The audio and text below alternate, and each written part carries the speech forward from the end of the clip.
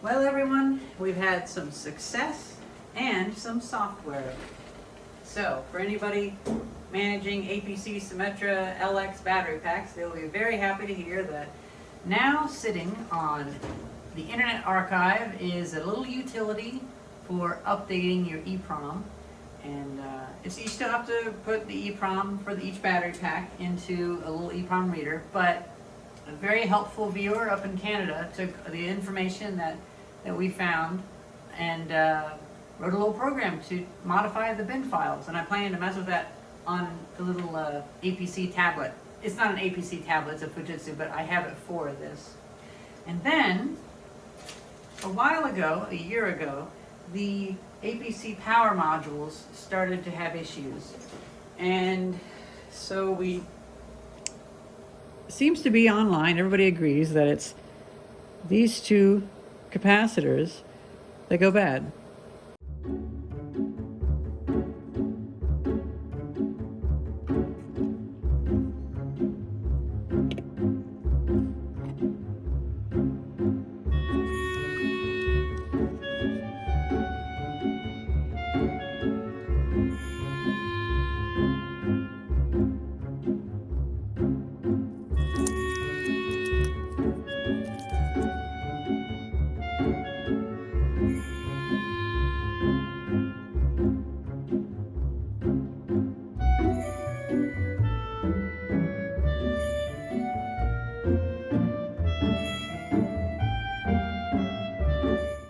That was this one. It's now not showing any issues. We have the fourth one on the bench. Let's do the same thing, place the capacitors, and see if that fixes it. Oh, this one still has the little plastic standoffs. Looks like it's never been taken out. This is the board that tends to go bad. These ones, though, these capacitors have Illinois capacitors on them. So they're pretty good. That was pretty tight. Honestly, it kind of creaked and cracked whenever I pulled it out, but let's replace these and see what happens. Back at this again. Whoops, I guess my lie has been told. I kind of got this one too hot and I didn't like how that looked, so I took that one off. It is one of the new ones, but I'm gonna throw that away because I kind of scorched it with the hot air station.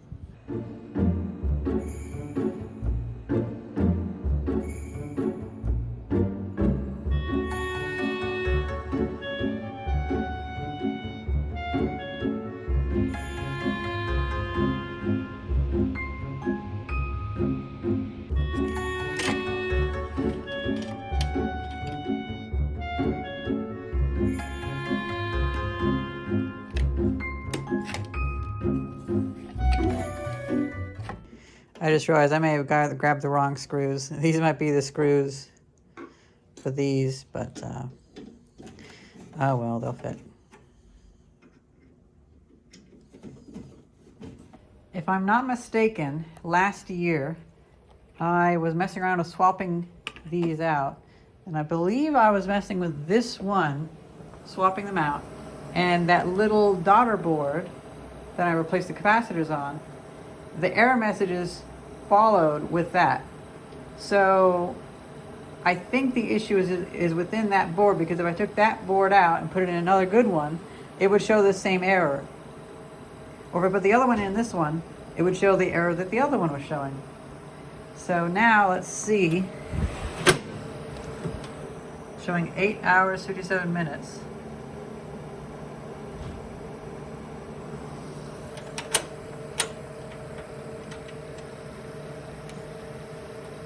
Doesn't seem like it's turning on. There we go.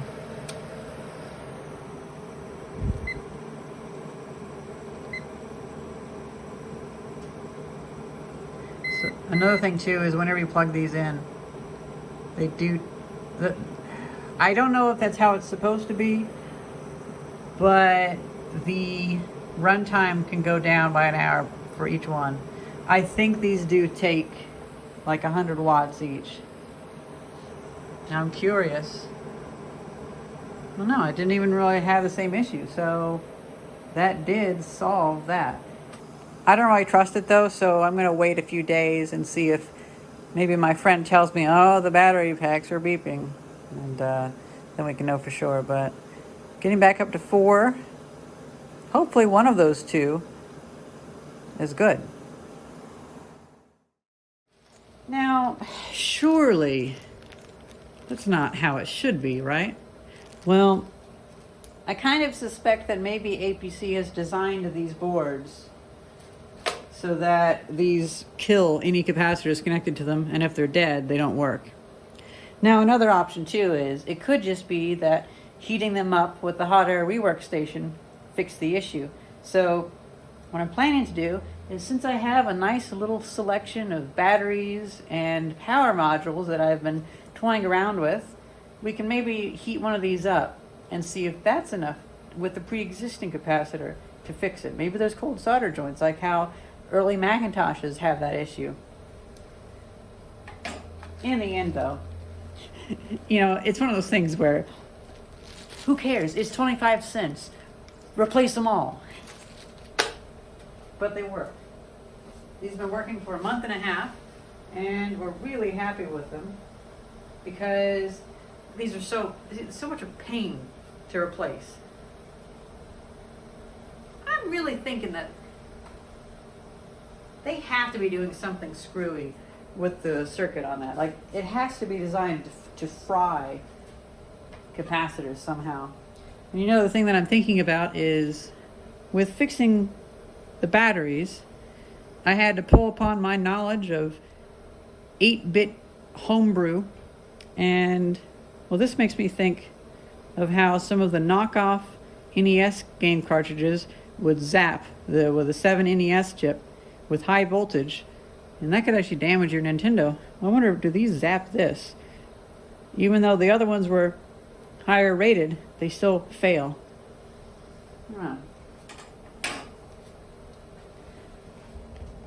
I had wanted to try it out, of heating up the capacitors, but there's a lot of cold going around in this building. It's the mask.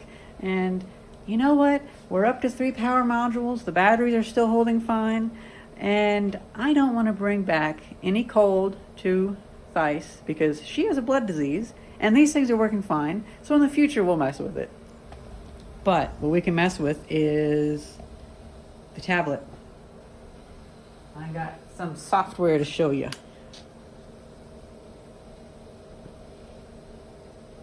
Oh, I just noticed this. Isn't it funny how all that work of trying to understand what this means, it's just the capacitors. That's all it is. It seems to be. Both of them.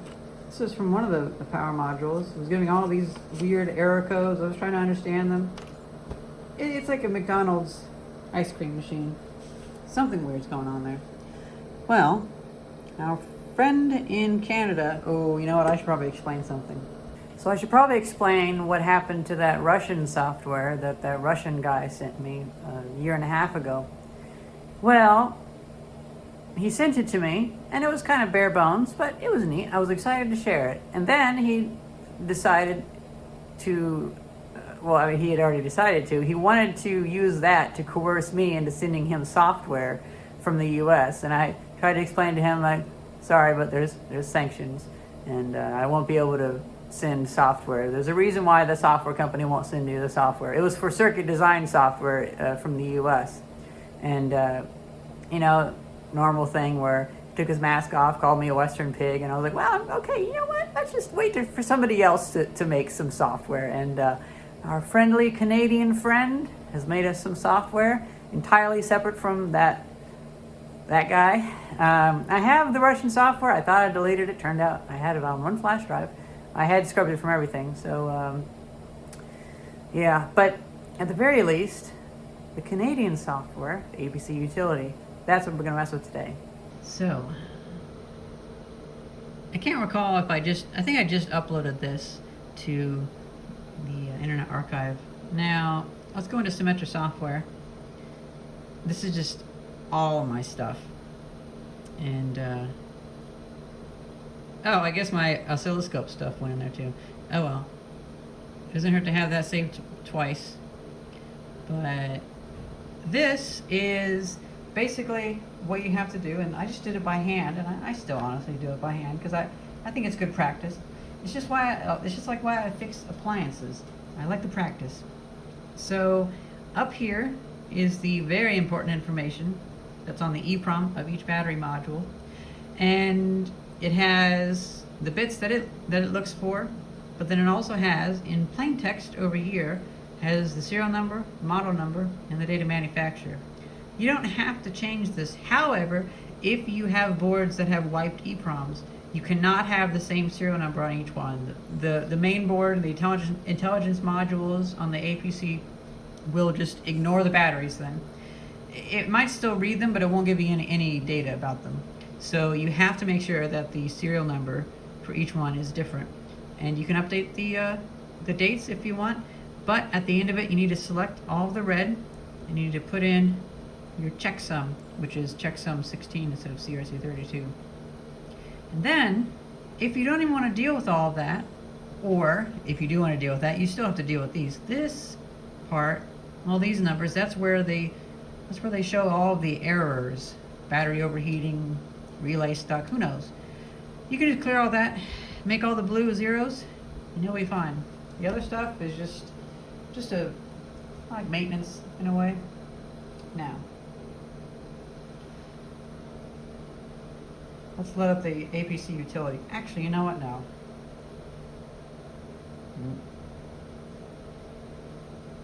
Come on, touchpad.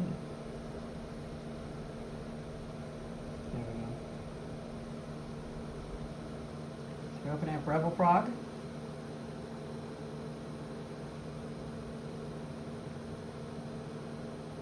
Come on. There we go. Now, let's open up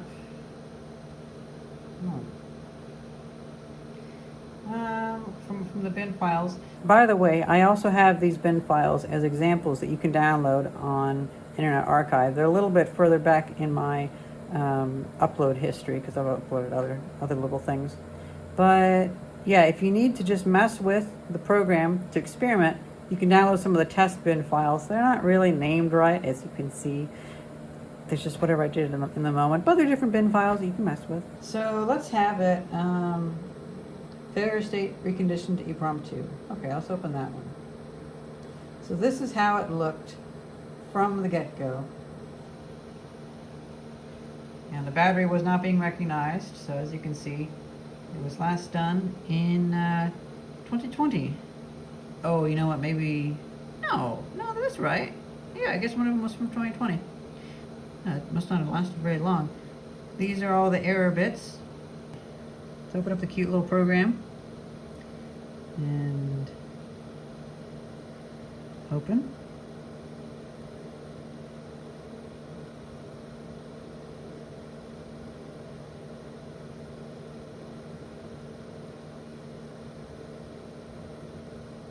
Let's open up the same file.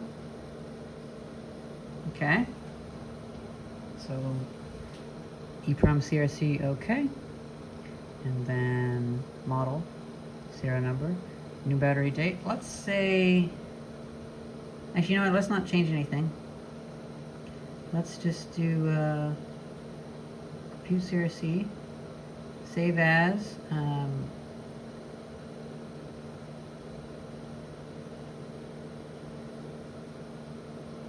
one. Okay, so let's keep this in our mind. What this says, the checksum is the checksum, sorry, 6019. Let's open desktop.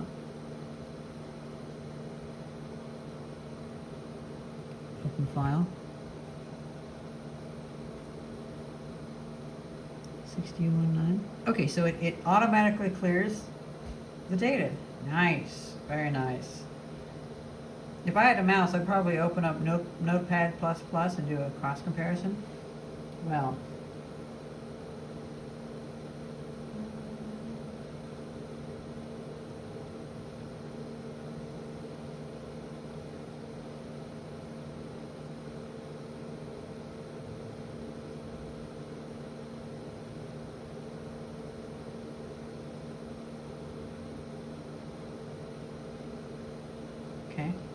opening that up again. This is how the EEPROM came with the errors and such.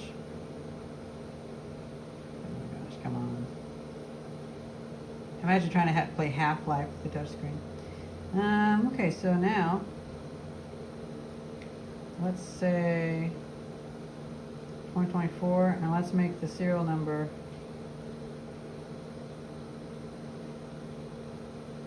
okay, so it's 1, 2, 3, 4, 5, 6, 7, 8, 9, 10, 11, 12 digits for the serial number, correct? You know what? Let's just see. I don't think SYBT5 existed. Let's do that a 7. Let's make that a 2. Okay, so I think you have to load this every single time you use it. It gets kind of stuck in a state. You can only compute the CRC once. That's okay. You know, like, these only go bad once every couple years. And if you don't have enough time to do this, maybe you should just kind of, I don't know, call Greenlight UPS or something. Save as desktop 2.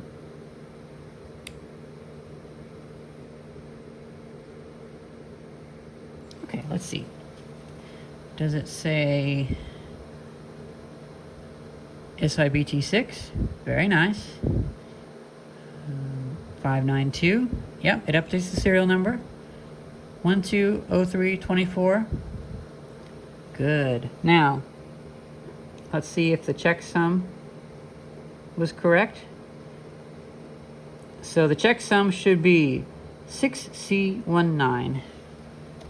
Let's see, is it correct? Yeah. 6C19. Very good. Now, you don't want to do this, you don't want to say it's an SYBT6 because I bet this Symmetra system would just, well, it'd probably just ignore it, but it would just be like, nope, because that doesn't exist. But actually, who knows, maybe you could actually do something worse than just having a duplicate serial number. I'm so happy about this. This is so cool. Yeah, so it looks like you just need to, yeah, once you compute it, you have to exit and open again, but that's fine. Thank you very much for making this for us, and this is now out in the world for everybody to use. It's funny, I actually got into a bit of an argument on Reddit, because I don't use Reddit that much, but every so often I post on things when I need help. And I posted on r/Internet Archive because the APC utility got removed. And I didn't get any notification for why. It turns out it was just a glitch.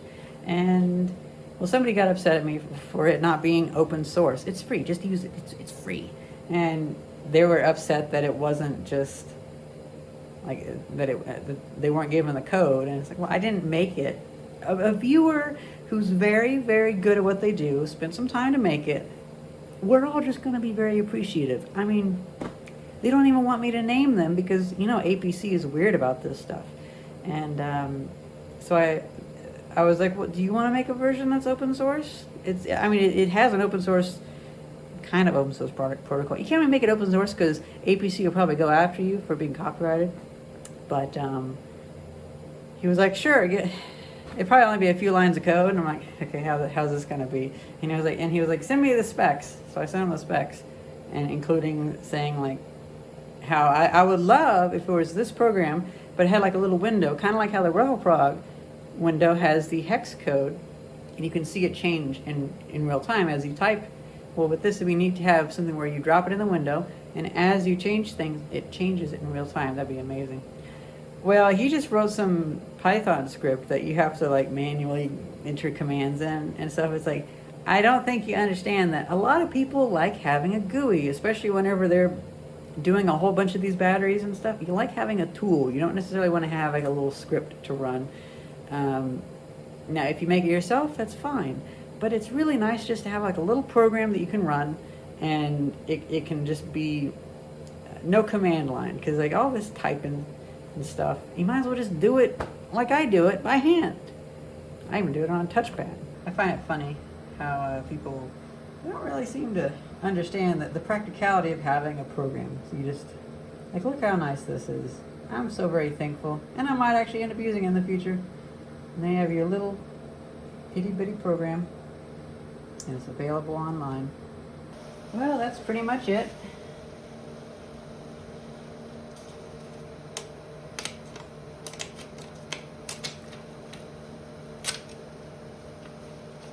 Two new caps.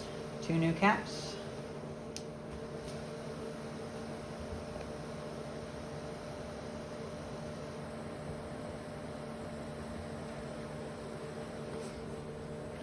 I hope you guys enjoyed this quick little update, and I know those of you who have these systems will really love those.